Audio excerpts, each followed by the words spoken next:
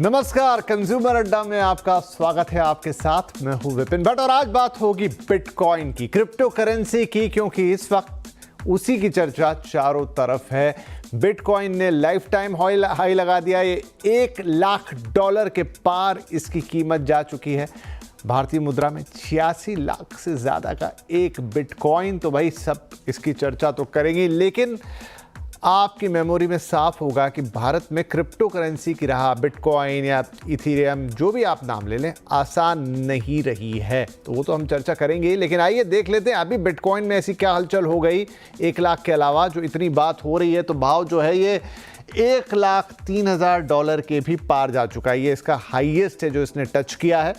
ठीक है साहब, और क्या हुआ? 4 हफ्ते में 45% तक की तेजी ये दिखा गया। याद कीजिए अमेरिकन इलेक्शंस के रिजल्ट आए को कितना वक्त हो गया, और वहां से ये जो तेजी है हमने आती हुई देखी। 2024 की बात कर लीजिए तो करीब 150% हो गया। 143% की तेजी इसने दिखा दी है 2024 में। ईयर टू डेट हम बात कर रहे हैं। डोनाल्ड ट्रंप की जीत के बाद ये चमका है। ऑफ कोर्स माना जा रहा है कि ट्रंप साहब या उनके और तमाम जो उनके साथ के लोग हैं, अब तो उन्होंने अपनी कैबिनेट में ऐलान कर दिया है कि जो है इलॉन मस्क भी होंगे, वो तो बिटकॉइन के बहुत बड़े प्रवर्तक हैं या उसके फेवर करते हैं। ऐसे कई और लोग। देखिए, अब अगर 1 साल की बात करें तो 6 दिसंबर 2023 को ये 43,000 पर था, 43,494, और 5 दिसंबर को जो इसका हाईएस्ट रेट गया वो $1,02,585 पे गया। यानी 136% की तेजी इसने 1 साल के अंदर दिखा दी है। तो कैसे भी गणित लगा लीजिए, बिटकॉइन ने सरप्राइज किया है और यहां पर रिकॉर्ड पे रिकॉर्ड बना रहा है। लेकिन ये बहुत कुछ हुआ है अमेरिका में सत्ता परिवर्तन के बाद। लेकिन अब हिंदुस्तान में इसका क्या, क्योंकि हमारे यहां इसको लेकर अभी भी कोई खास स्पष्टता नहीं है। तो चलिए बातचीत की शुरुआत करते हैं। वो पूरी टाइमलाइन आपके सामने खींचेंगे, जिससे समझ में आएगा कि भारत में बिटकॉइन को लेकर स्थिति क्या है। आपके मन में भी आ रहा है कि भाई अब ये तो फिर बिटकॉइन कहाँ का कहाँ निकल गया, क्या मैंने कुछ मिस कर दिया, या फिर अभी भी बिटकॉइन में वो खतरे मौजूद हैं कि मुझे इससे दूर रहना चाहिए। इसी सवाल का जवाब ढूंढेंगे। हमारे साथ कार्यक्रम में शामिल हो रहे हैं कॉइन DCX के CEO सुमित गुप्ता, रिफ्लेक्सिकल के फाउंडर और क्रिप्टो एक्सपर्ट अजीत खुराना साहब, और देश के जाने माने टैक्स एक्सपर्ट और KCC ग्रुप के फाउंडर शरद कोहली साहब। आप तीनों का बहुत बहुत स्वागत है। तीनों जाने माने चेहरे और अक्सर हम इनसे बातचीत करते रहते हैं, लेकिन सबसे पहले हम सुमित के पास आते हैं। सुमित, इस तेजी के पीछे एक बड़ी वजह तो जो हमें दिख रही है, अमेरिका में चुनाव होना, डोनाल्ड ट्रंप का आना, वहीं से सब कुछ घूमा है। लेकिन वो दिन कोई भूला नहीं है जब वो बड़ा सा एक्सचेंज धराशायी हो गया था। उसके बाद जो क्रैश हुआ था, अब डोनाल्ड ट्रंप आ गए हैं, अब ये फिर से चढ़ गया है। कैसे समझे इसको? मतलब इतनी वोलेटिलिटी और उसमें इतनी तेजी, तो किस तरफ आदमी देखे, कहाँ देखे कि उसको समझ में आए कि मुझे करना क्या है? श्योर, आई थिंक सबसे पहले आप बोल रहे थे कि काफी सरप्राइजिंग था। एक्चुअली अगर आप उनसे बात करें जो इस इंडस्ट्री में काफी टाइम से, उनके लिए सरप्राइजिंग नहीं था। एक्चुअली काफी टाइम से लोग वेट कर रहे थे और एक्चुअली मान रहे थे कि ये होगा। बहुत टाइम से आई थिंक ये इम्पेंडिंग भी था, बिकॉज बहुत सारी चीजें एक साथ आ रही हैं। पहली बात, जैसे आपने बोला, ट्रम्प जी का इलेक्शन जीतना सबसे बड़ा मूवमेंट है। दूसरी बात, हर 4 साल में बिटकॉइन की हाल्विंग होती है। तो हाल्विंग के बाद अक्सर अगर आप राइट फ्रॉम द स्टार्ट 2009 से देखेंगे, हर इलेक्शन के बाद बिटकॉइन में तेजी दिखी है। इस बार भी लोग एक्सपेक्ट कर रहे थे कि नवंबर के बाद बिटकॉइन में तेजी दिखेगी, और जो कि दिखी भी है। वो एक बहुत बड़ा फैक्टर रहा इस रैली में है। और एक तीसरी चीज जो हम देखेंगे, 2024 में ना इंस्टीट्यूशंस बहुत तेजी से बिटकॉइन में आए हैं, इन्वेस्ट कर रहे हैं। ETFs अप्रूव हुए हैं US में। और जैसा कि मैं देखता हूं कि इसमें जो पहले एक रेगुलेटरी अनसर्टेनिटी थी, वो अभी काफी हद तक क्लियर होते दिख रही है। US इनफैक्ट उस वहां तक पहुंच गया है कि वो बोल रहा है कि हम क्रिप्टो कैपिटल बनाएंगे, US को, अमेरिका को क्रिप्टो कैपिटल बनाएंगे। तो जब ऐसे स्टेटमेंट्स आप प्रेसिडेंट इलेक्ट से सुनने को मिलते हैं, तो ऑटोमेटिकली वहां पे जो सबसे बड़ा देश है, वहां पे जो इंस्टीट्यूशंस हैं, वो इसमें एक्सपोजर लेना चाहते हैं, वो इन्वेस्ट करना चाहते हैं, जो कि प्राइस में दिख रहा है।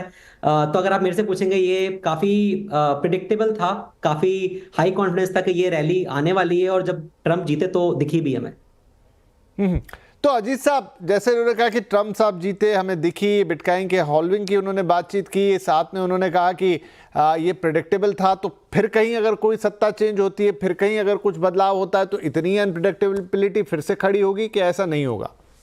जब जो बाइडेन प्रेसिडेंशियल कैंडिडेट थे, मतलब कमला हैरिस से पहले, तभी भी बिटकॉइन 72,000 डॉलर पार कर चुका था।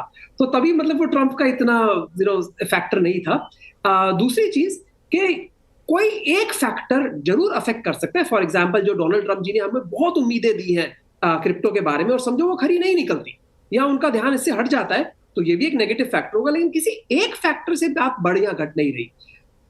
एंड 2023 में, लगभग एक साल पहले, यूएस सिक्योरिटीज और एक्सचेंज कमीशन, जैसे भारत में सेबी है, वहां पे एसईसी है, उन्होंने ईटीएफ अप्रूव किए थे। एक दर्जन लगभग ईटीएफ यूएस में आ गए हैं। वो रोज जाकर बिटकॉइन खरीद रहे हैं। तो मुझे लगता है घटते इंटरेस्ट रेट्स, ईटीएफ का मार्केट, पॉलिटिकल क्लाइमेट सही होना, यूएस का रेगुलेटरी क्लैरिटी थोड़ी ज्यादा आनी, ये सब बहुत सारे फैक्टर हैं। और मुझे नहीं लगता कि बहुत ज्यादा गिरावट देखने को मिलेगी कुछ समय तक।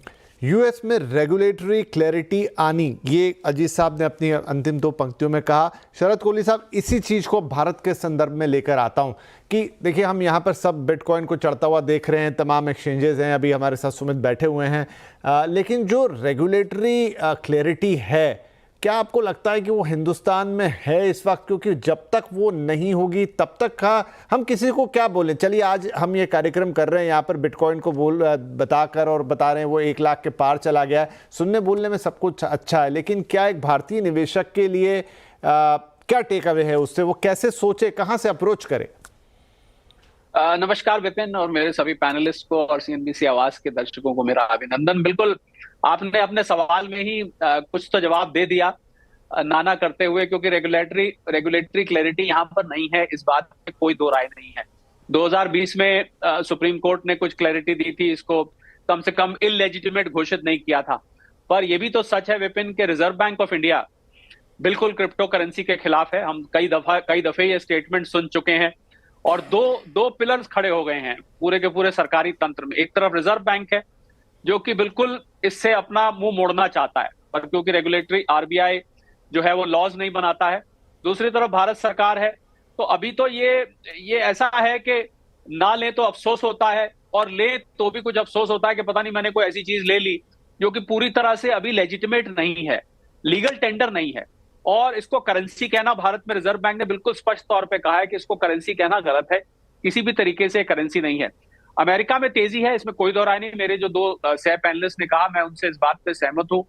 पर जिस कारण से विपिन ये बढ़ा है, वही कारण मुझे चिंता में डालता है। अगर हम ट्रंप साहब की बात करें, हालांकि उन्होंने और कारण भी गिनवाए जो कि ठीक है, तो ट्रंप साहब बहुत अनप्रिडिक्टेबल भी हैं, विद ड्यू रिस्पेक्ट। और कल को उन्होंने कोई ऐसी स्टेटमेंट दे दी जो कि इसके खिलाफ है, तो वो एकदम चली जाएगी। दूसरा, हम क्योंकि भारतीय परिप्रेक्ष्य में बात कर रहे हैं विपिन, तो भारत सरकार से जब तक क्लैरिटी नहीं आती, मान लीजिए भारतीय कोई निवेश कर भी देता है और सपोज $1 लाख का ये कल को $1.25 लाख, $1.5 लाख हो भी जाता है, और कल को आपको उसके रेमिटेंस में, उसके पैसे लेने में, उसकी वॉलेट की हैंडलिंग में, किसी चीज में अगर दिक्कत आती है, फिर सिक्योरिटी रिलेटेड इशू, मेरे पास तो दर्जनों केसेस सुनने में आए विपिन, जहां पर उनका वॉलेट में से चोरी हो गया सामान, मैं सामान यहाँ क्रिप्टो करेंसी को कह रहा हूं, उनके वॉलेट में से निकल गया, उनको पता नहीं लगा। ऐसे भी बहुत सारे केसेस सुनने में आए जहां पर कि वो काम ही नहीं किया, उनका पता लगा कि उनका वॉलेट ही काम नहीं कर रहा है, वो फोन खो गया। बहुत सारी इसमें अभी चीजें हैं। तो जब तक मैं मानता हूं कि एक भारतीय को निवेश वहां करना चाहिए जब भारत सरकार द्वारा लिखित कोई प्रोटोकॉल बन जाए, रूल्स एंड रेगुलेशंस बन जाए, गाइडलाइंस बन जाए, एक रेगुलेटरी फ्रेमवर्क बन जाए।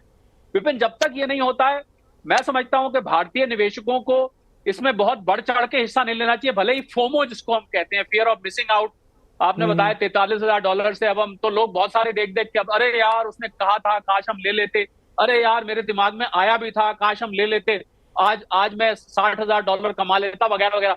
मैं समझता हूं इस चीज को नहीं देखना चाहिए, क्योंकि जितना अपसाइड रिस्क है विपिन, उतना ही डाउनसाइड रिस्क भी। और सबसे बड़ी बात जो मुझे परेशान करती है क्रिप्टो करेंसी में, बिटकॉइन की बात हो रही है, बाकी एथेरियम है, बाइनेंस कॉइन है, जितने भी हैं, मैं उनकी बात कर रहा हूं कि ये एक न्यूज ड्रिवन एसेट है, और इसको वर्चुअल डिजिटल एसेट में भले इंक्लूड कर दिया गया है, पर खबरों के आधार पर चलता है। अब हम लोग सीएनबीसी आवाज पर ज्यादा समय स्टॉक मार्केट पर बिताते हैं विपिन। एक कंपनी है, उसका एक ऑफिस है, उसकी एक बैलेंस शीट है, उसके फंडामेंटल्स हैं, उसमें आप पीई रेशियो निकालते हैं, बुक वैल्यू निकालते हैं, हम कंपनी की सेल्स देखते हैं। यहां पर क्या है?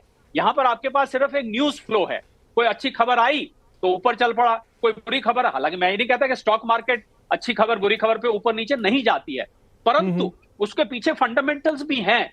पर यहां पर विपिन मुझे उतने फंडामेंटल्स मजबूत तरीके से दिखाई नहीं देते हैं। तो उस वजह से मुझे लगता है कि इन दो कारणों से मैं चाहूंगा कि इन्वेस्टर्स, आप थोड़ा बहुत स्वाद चखना चाहते हैं तो अलग बात है, पर मैं बहुत ज्यादा इसके फेवर में विपिन नहीं रहूंगा। अलाउ मी टू प्ले, एक डेविल्स एडवोकेट होता है आपके शो में, तो मैं थोड़ा सा इससे थोड़ा इससे दूर रहने की सलाह देता हूं आपको, सच पूछें तो दिल की बात। ठीक है। नहीं, यहाँ हम तीनों ही लोग हैं, दो ऐसे मेंबरान हैं जो कि एक बिटकॉइन का एक्सचेंज चला रहे हैं, एक बिटकॉइन के बड़े एक्सपर्ट हैं और खुद उसके बड़े एक पुरोधा रहे हैं, बहुत पहले से उस पर काम कर रहे हैं, और आपकी भी एक राय है, आप देश के जाने माने टैक्स एक्सपर्ट है, और यही तो हम दर्शकों तक एक विवेकपूर्ण चीज़ पहुंचा रहे हैं, फिर फैसला उनके हाथ में होगा। सुमित हंस रहे हैं, लेकिन सुमित, जो अभी कोहली साहब फूमो की बात कर रहे थे, आपकी कंपनी का एक बड़ा सारा फुल पेज इश्तेहार में आज अखबार में देख रहा हूँ, उसमें ऐसी लाइन लिखी थी कि आपका बेटा कल से आपसे ये ना पूछे कि पापा आपने 1 लाख पर क्यों नहीं खरीदा। तो ये जो चीज़ है सुमित, इसमें अगर हम कोहली साहब ने जो अभी सारी बातें बताई अगर उनको ध्यान में रखें तो फिर उतना ही संशय मन में आता है। तो एज एन एक्सचेंज आप उस पर क्या बोलेंगे कि ये किस हिसाब से कोई आए और उसको खरीदे? देखिए विपिन जी, रिस्क वाला जो पार्ट है उस बात से मैं सहमत हूँ। ऑफ कोर्स टेक्नोलॉजी है, नया एसेट है, रिस्की है, उससे मना नहीं करूंगा, बट कुछ चीज़ों से मैं सहमत नहीं हूँ शरद जी की, जो उन्होंने बोला कि इसके अंडरलाइन क्या है, कंपनीज में रेवेन्यू होता है, वहां पे एक कोई ऑफिस है चला रहे हैं। आई थिंक दुनिया डिजिटल हो रही है, दुनिया बदल रही है, ये भी एक टेक्नोलॉजी है। जैसे कि कंपनीज में रेवेन्यू होता है, अगर आप देखेंगे बहुत सारी ब्लॉकचेन के ऊपर जो ट्रांजैक्शंस होते हैं वहां पे भी रेवेन्यू होता है। मैं आपको आज रियल टाइम में किसी भी दिन का, किसी भी टोकन का कितना रेवेन्यू कलेक्शन हुआ है मैं आपको ऑनलाइन दिखा सकता हूं, और ये किसी आप ऑडिट फर्म पे भरोसा नहीं करना, ब्लॉकचेन पे वेरीफाई कर सकते हैं।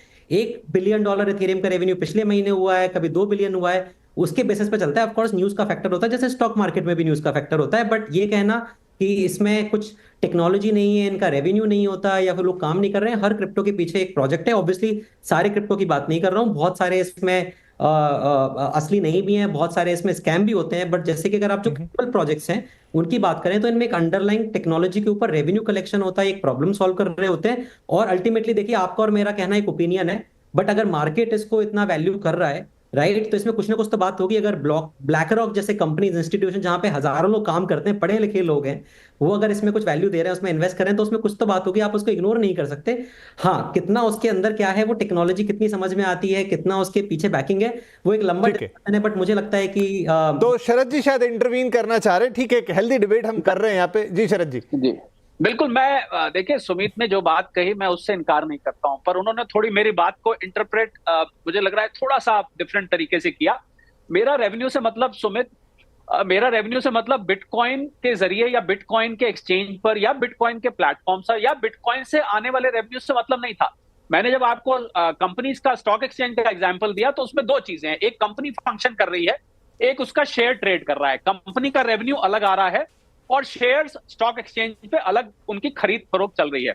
यहां पर बिटकॉइन से ही रेवेन्यू है, बिटकॉइन में ही रेवेन्यू है, बिटकॉइन पर ही रेवेन्यू है और इंट्रिंसिक वैल्यू भी बिटकॉइन की। इस बात से तो आप इनकार नहीं कर सकते। बिटकॉइन की कोई फैक्ट्री तो चल नहीं रही है, ठीक है, आप माइनिंग, उसकी माइनिंग होती है, अब तो माइनिंग में भी वो लिमिटेड नंबर्स में है, इसीलिए ये भी एक शायद कीमत बढ़ने का कारण है कि वो लिमिटेड नंबर्स में है। आगे जाके शायद वो जो फॉर्मूला है, वो जो एल्गो है, वो उतना नहीं हो नहीं पाएगा, तो ये उस टाइम और बढ़ेगी। ये सब बातें ठीक हैं, पर मैंने जो एग्जांपल दिया आपको कंपनीज का, स्टॉक एक्सचेंजेस का, ये जो नेक्स्ट रिस्की इन्वेस्टमेंट होती है, मैं उसकी बात कर रहा था। क्योंकि हम स्टॉक एक्सचेंज को डायरेक्ट करना, हम उसको थोड़ा हाई रिस्क कैटेगरी में लेते हैं। समझदारी से किया जाए तो आप रिस्क कम कर सकते हैं, पर वहां एक कंपनी और बैलेंस शीट, बिटकॉइन पर रेवेन्यू है, बिटकॉइन से रेवेन्यू है, बिटकॉइन के ऊपर रेवेन्यू है, बिटकॉइन के नीचे रेवेन्यू है, सारा कुछ बिटकॉइन से। मैं एक एग्जांपल लेके चल रहा हूं, वहीं पर है। तो थोड़ा सा जो आप कह रहे हैं और मैं कह रहा हूं उसमें थोड़ा सा फर्क है। मैं यही इंटरव्यू करना चाह रहा था विपिन। ठीक है। अजीत साहब आई थिंक कुछ कहना चाह रहे हैं, हंस रहे वो। जी अजीत सर, क्योंकि आपने इसको एक भारत में रहते हुए देखा, भारत के बाहर भी देखा, व्हाट इज योर टेक? देखो, 3 चीजें बताता हूँ कि सुमित जी एक बात कर रहे हैं और शरद जी दूसरी बात कर रहे हैं, और ये ना अन्य वो बिटकॉइन की बात कर रहे हैं, जनरली क्रिप्टो करेंसी की बात कर रहे हैं, इसलिए लग रहा है इन दोनों में मतभेद है, हालांकि है नहीं। मैं कह रहा हूं, जैसा आपने विपिन जी बिगिनिंग में भी कहा था कि जो बिटकॉइन का दौर रहा है इंडिया में, वो आसान नहीं रहा। तो हालांकि ये पंक्ति दूसरे संदर्भ में कही गई थी, लेकिन मैं जरूर दर्शकों से कहना चाहूंगा कि देखो, कुछ तो बात है कि हस्ती मिटती नहीं हमारी, चाहे सदियों रहा है दुश्मन दौरे जहां हमारा। इस समय बात यह बनकर आ गई है कि रिस्की एसेट है, बिल्कुल ठीक। बहुत वॉलेटिलिटी आ सकती है, बिल्कुल ठीक। बिटकॉइन की हिस्ट्री में 3 बार वो 85% उसकी कीमत गिरी है। 10 सालों में 3 ऐसे समय थे जो 85% गिरी है। मेरे पास $550 का बिटकॉइन था, वो 20,000 पे गया था, मैंने बेचा नहीं, वो 3,000 पे आ गया। ये भी, और भाई आज भी मेरे पास वो पड़ा हुआ है। तो बात यहाँ पे ये है कि आप बैंक से ट्रांजैक्शन कीजिए, कभी कैश में मत कीजिए। रिकॉग्नाइज्ड एक्सचेंज, रिकॉग्नाइज कैसे होती है? मिनिस्ट्री ऑफ फाइनेंस के अंदर फाइनेंशियल इंटेलिजेंस यूनिट आता है, वो रिकॉग्नाइज करता है और उनके वेबसाइट पे लिस्ट मिलती है। उन एक्सचेंजेस पर ही कीजिए जो FIU रजिस्टर्ड है, और जब आपको मुनाफा मिले उस पर टैक्स भर के वापस आप अपने बैंक अकाउंट में ही डालिए। जब तक आप ये कर रहे हैं, तब तक जो रेगुलेटरी क्लैरिटी ना होने की बात है ना, ये एक्सचेंजेस के लिए है। निवेशक के लिए इसमें क्या रेगुलेटरी क्लैरिटी नहीं है? उन्होंने बैंक से डाला, recognise, Indian government recognise exchange में डाला, टैक्स भरा, सर्विस पे GST भरा, वापस इधर आ गए, इनकम टैक्स रिटर्न में उन्होंने दिखा दिया। तो रेगुलेटरी क्लैरिटी है। हालांकि रेगुलेशंस बहुत स्ट्रिंजेंट है, टैक्सेशन बहुत स्ट्रिंजेंट है, क्योंकि सेट ऑफ नहीं होते, फ्लैट रेट वगैरह है। और जो बिजनेसमैन है जैसे एक्सचेंजेस वाले, उनके लिए रेगुलेटरी क्लैरिटी नहीं है, ये मैं मानने को तैयार। लेकिन जो निवेशक है, जब तक वो वही कर रहा है जो मैं कह रहा हूं, क्रॉस बॉर्डर नहीं कर रहा, फॉरेन करेंसी में नहीं कर रहा, कैश में नहीं कर रहा, तब तक मुझे क्लियर नहीं है कि इसमें कौन सी भय, अनिश्चितता और आशंका वाली बात है। ठीक है, चलिए, तो सबके अपने अपने तर्क हैं, हर तर्क सुनने में सही लग रहा है। एक छोटा ब्रेक यहां पे लेना होगा। टैक्सेशन की बात आई, क्यों भारत सरकार ने इस पे इतना हैवी टैक्सेशन लगाया, और उस टैक्सेशन के बाद क्या सच में यहां पर निवेश है बिटकॉइन या इस तरह की कोई भी क्रिप्टो करेंसी में निवेश एक फायदे का सौदा है या एक रिस्की अफेयर ही होगा? एक छोटा ब्रेक, ब्रेक के बाद ये 2-3 बड़ी बातें।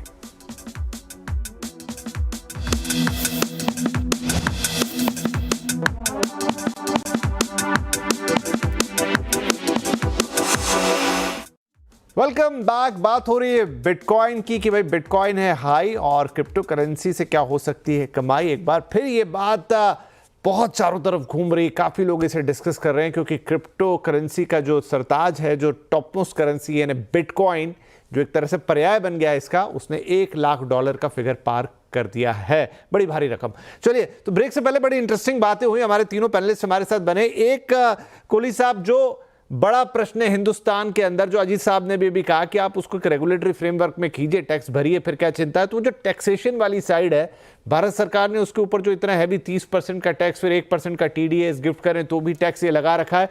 क्या एक कैलकुलेशन में कुछ फायदे का सौदा होता है इतने हैवी टैक्सेशन के बाद? देखिए विपिन, अगर तो बहुत बड़ा मुनाफा हो रहा है तो मुझे लगता है टैक्स देने में टैक्स पेयर को एतराज नहीं होता है। पर अभी जो बात हो रही थी उस पर मैं छोटी सी एक कमेंट करना चाहूंगा कि जो इन्होंने कहा कि अभी एक्सचेंजेस के लिए पूरी रेगुलेटरी क्लैरिटी नहीं है, मुझे लगता है बस यहीं से प्रॉब्लम शुरू हो जाती है। अगर एक निवेशक आज मार्केट में आके कुछ निवेश कर रहा है, मैं फिर एक शेयर मार्केट की बात करता हूँ, स्टॉक मार्केट की, वहां पर हमारे पास सेबी है, वहां पर हमारे पास स्टॉक एक्सचेंजेस हैं जो एक रूल्स एंड रेगुलेशंस के अंतर्गत काम करते हैं, जिसको सेबी रेगुलेट करता है। इंटरनेशनल ट्रांजैक्शंस होते हैं, हमारे पास रिजर्व बैंक ऑफ इंडिया है। पर और निवेशक को इन सब संस्थाओं से एक कंफर्ट लेवल आता है कि भाई अगर स्टॉक एक्सचेंज में कल को कुछ हुआ तो मुझे पता है कि स्टॉक एक्सचेंज को सेबी की डायरेक्टिव आ सकती है। पर जहां पर ऐसा कुछ है ही नहीं, और इसी वजह से, यहीं से आपके जो सवाल का जवाब निकल के आता है विपिन, के इसी वजह से ये जो सौतेला टैक्स लगाया हुआ है, ये जो सौतेले तरीके से टैक्स लगाया हुआ है कि आपको ना तो सेट ऑफ कैरी फॉरवर्ड आप कर सकते हैं अगर आपको लॉस हुआ है। और मैं तो दर्जनों लोगों को जानता हूं जिन्होंने बहुत पैसा इसमें पिछले चंद सालों में गवाया है। मैं ये नहीं कहता कि आगे भी गवाएंगे, पर पीछे बहुत गवाया, ये सब जानते हैं इस बात को, this is an open secret.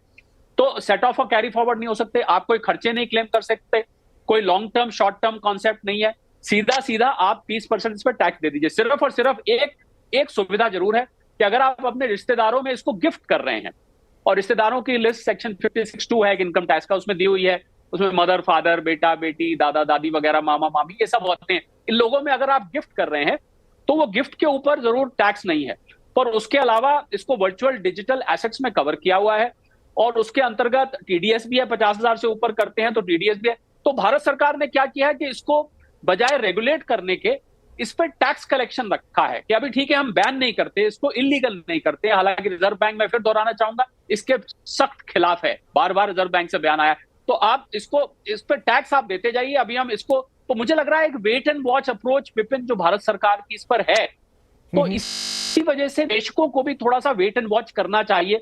कहीं भागा नहीं जा रहा। अगर $1 लाख का आज हुआ है, कल $1.5 लाख का भी हो जाता है, 2 लाख का, तो शायद हम मेरे साथी कहेंगे कल को $3 लाख का भी हो सकता है, $1 मिलियन भी हो सकता है। तो बस ऐसा नहीं है कि बस निकल गई है। वो जो फोमो मैं कहता हूं, मैं फोमो नहीं मानता इसको, क्योंकि उतनी ही जल्दी ये उतरता भी है। अगर आप हिस्ट्री लेके देखेंगे, पिछला चार्ट देखेंगे 2-3 साल का, जिस रफ्तार से दौड़ता है उसी रफ्तार।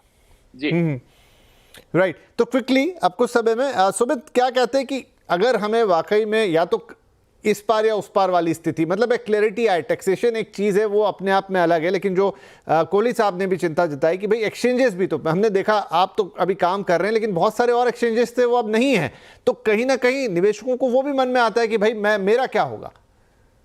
बिल्कुल विपिन जी, आई थिंक बहुत सही इंपॉर्टेंट चीज़ है। रेगुलेशन बहुत ज़रूरी है, स्पेशली जहाँ पे इन्वेस्टमेंट इन्वॉल्व है लोगों का। मोर देन एनीथिंग आम इंसान का नुकसान नहीं होना चाहिए, उसके लिए रेगुलेशन जैसे यूएस में है, SEC इसमें देख रहा है, होपफुली आगे कुछ रेगुलेशन लेके आएगा। इंडिया में मैं फुली मानता हूँ कि रेगुलेशन होना चाहिए, एक रेगुलेटर होना चाहिए जो एक ऑथराइज्ड लाइसेंस्ड एक्सचेंजेस को सुपरवाइज करे, मॉनिटर करे, देखे कि सब चीजें सही चल रही है, कस्टमर प्रोटेक्ट रहे। बट उसमें ये भी मानना जरूरी है कि एक नई टेक्नोलॉजी है, नई इंडस्ट्री है। FIU जैसे कि आप देखेंगे, FIU ने अभी एक्सचेंजेस को रजिस्टर किया, ऑथराइज किया है, जैसे CoinDCX है, FIU रजिस्टर्ड एक्सचेंज है। तो बहुत सारी जो एक्टिविटी हमारे प्लेटफॉर्म पे होती है, हम गवर्नमेंट को डिस्कस करते हैं, बताते हैं, तो इसमें मुझे लगता है काम हो रहा है। ऑब्वियसली आई बिलीव कि थोड़ा तेज होना चाहिए था, बिकॉज टेक्नोलॉजी काफी आगे से काफी तेजी से बढ़ रही है, बट उसमें थोड़ा स्लो है। बट मेरे को लगता है कि आने वाले टाइम में रेगुलेशन बिल्कुल आएगा, रेगुलेटर भी आएगा। जैसे कि स्टॉक मार्केट में आप देखिए ना, स्टॉक मार्केट में भी 30 साल पहले रेगुलेशन धीरे धीरे आए ना, जी इंडस्ट्री धीरे बनी है, क्रिप्टो भी अभी 12-15 साल हुए। यस, क्विकली खुराना साहब, तो प्रधानमंत्री ने भी, वित्त मंत्री ने भी, G20 के लेवल पर ये बात आई थी कि भाई सारे देश मिलके इसको कुछ एक रेगुलेट करें, क्योंकि एक इंटरनेट, मतलब ये विद इन द बॉर्डर्स नहीं है, ये अक्रॉस द वर्ल्ड है। क्या उस लेवल पे रेगुलेशन आती तो सबके लिए बेहतर होगा? अजीत जी देखिए, अगर ऐसा हो सकता है, क्योंकि बैंकिंग में ऐसा हुआ है, बहुत सारी इंटरनेशनल बैंकिंग ट्रीटीज है, मनी ट्रांसफर ट्रीटीज वगैरह है जहां के ऐसा हुआ है। अगर ऐसा हो सकता है तो हम सब खुश हैं उससे, क्योंकि इंडिया जो है, हालांकि उसने बैन नहीं किया लेकिन बहुत स्ट्रिंजेंट रुख बरता है। RBI ने भी मुद्रा के हिसाब से, और सेबी ने भी हालांकि कोई स्ट्रिंजेंट रुख नहीं बरता, लेकिन कोई सहूलत नहीं दी, राइट। तो ऐसा जरूरी, लेकिन मुझे ऐसा होते नजर नहीं आ रहा, क्योंकि दुनिया में ऐसे कई कंट्रीज हैं जो कि बहुत ही फेवरेबल है। अभी US भी उनमें मिलता हुआ नजर आ रहा है। इंडिया का ऐसा कोई रुख नहीं लग रहा। सिंगापुर एक जमाने में आज से ज्यादा लिबरल होता था। सिंगापुर एक मात्र ऐसा मुझे देश नजर आया जो कि अच्छी इकोनॉमी भी है, बट वो ज्यादा स्ट्रिंजेंट हो गए हैं। यूनाइटेड अरब एमिरेट्स तो दिन ब दिन और फेवरेबल होते जा रहा है। US को देखते हुए मेरे को लगता है कि काफी हलचल आएगी ग्लोबल रेगुलेशंस में। लेकिन सबसे जरूरी बात यहां पर समझनी ये है कि कभी हम कहते हैं कि रेगुलेशन नहीं है और एक्ट नहीं है और गाइडलाइन नहीं है, तो इसका मतलब ये नहीं है कि अंधेरगर्दी है। कंज्यूमर प्रोटेक्शन एक्ट जो है वो हर कंज्यूमर प्रोडक्ट पे, सर्विस प्रोवाइडर पे लागू होता है, वो यहाँ पे एप्लीकेबल है। इंडियन पुलिस को IPC की बहुत सारी धाराएं धांधलेबाजी वगैरह पे जो एप्लीकेबल होती है वो सारी यहाँ पे लागू है। शेयर मार्केट में शेयर का रेगुलेटर जरूर है, लेकिन ऐसे कई एसेट्स और कमोडिटीज है इंडिया में जिसका कोई रेगुलेटर नहीं होता। तो ऐसा नहीं है कि वहां पे अंधेरगर्दी है, वहां पर भी अगर आपके साथ धोखाधड़ी हो, कुछ हो, तो उसके कानून इंडिया में बने हुए हैं। बिटकॉइन स्पेसिफिक या क्रिप्टो स्पेसिफिक नहीं है, वो होना चाहिए। ठीक है, तो मैं यही कहूंगा एट लास्ट शो को कंक्लूड करते हुए कि investment at your own risk, prevention is better than cure, ऐसी बहुत सारी चीज़ें हैं जो दर्शक समझ सकते हैं। तो देखिए, उद्देश्य ये था, इस समय बिटकॉइन में है जोरदार तेजी, नो डाउट बहुत सारे निवेशक ऐसी तेजी से आकर्षित होते हैं, उनके मन में भी आता है, ऑप्शन भी है उनके पास निवेश करने का। हमने इसकी दोनों साइड्स रख दी कि ये क्या हो रहा है, क्यों हो रहा है, किस तरीके से हो रहा है, और अगर इंडियन कॉन्टेक्स्ट में आप इसे देखेंगे तो आज निवेशक के तौर पे आपके लिए क्या प्लस है और क्या माइनस है, बाकी आप फैसला जो है वो खुद ले सकते हैं। सारी चीज़ें हमने आपके सामने खोल कर रख दी हैं, अब आप अपना डिसीजन खुद बनाएंगे। आप अपने वित्तीय सलाहकार से भी इसे डिस्कस कर सकते हैं। बहुत शुक्रिया आप तीनों ही मेहमानों का आज इस बातचीत में हमारे साथ शामिल होने के लिए। नमस्कार।